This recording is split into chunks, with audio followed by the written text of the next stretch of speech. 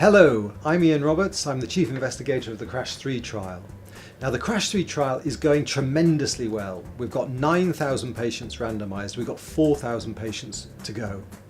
Now the emphasis from now until the end of the trial is on reducing time to treatment and only recruiting patients if they're within 3 hours of injury. Now the reason for this is that there's increasing evidence that early treatment will be most effective and that the treatment is unlikely to be effective when given after 3 hours. So we want to reduce time to treatment as much as possible and only recruit patients if they're within 3 hours. Now we go around all of the hospitals in the trial, we're visiting many of the hospitals so far, and we've noticed that time to treatment is sometimes underestimated. So we need to improve the accuracy of our time to treatment estimates. Now sometimes a patient is brought to hospital by ambulance and you can look at ambulance records, find out when the ambulance was called, find out when the ambulance arrived and use that to improve your estimates.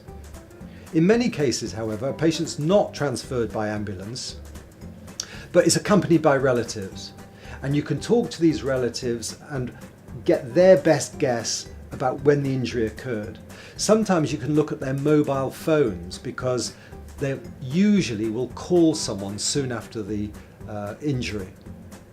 Nevertheless, time flows more quickly in an emergency, and whereas time tends to be underestimated, what you can get more accurate information on is the place of the occurrence of the injury. So if you ask the relatives where the injury occurred, if you ask bystanders the place of occurrence of the injury, you can use a knowledge of where it occurred and the distance to hospital to work out the likely travel time.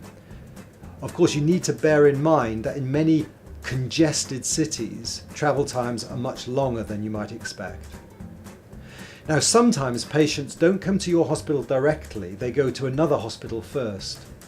Now, it's very unlikely that a patient can be transferred from another hospital and still recruited within 3 hours of injury. So in general, patients who are transferred from other hospitals, they should not be recruited. Similarly, if you're not sure whether the patient's within 3 hours of injury, it's better not to recruit them. Now we're making some sticky labels for use in the hospital notes that will help you, we hope, make more accurate estimates of time since injury. And when we come around to audit, we'll look at the information collected on those labels. So keep up the good work. The trial's going very well. We want to focus on reducing time to treatment and only recruit patients if they're within 3 hours of injury. Don't forget, time is brain.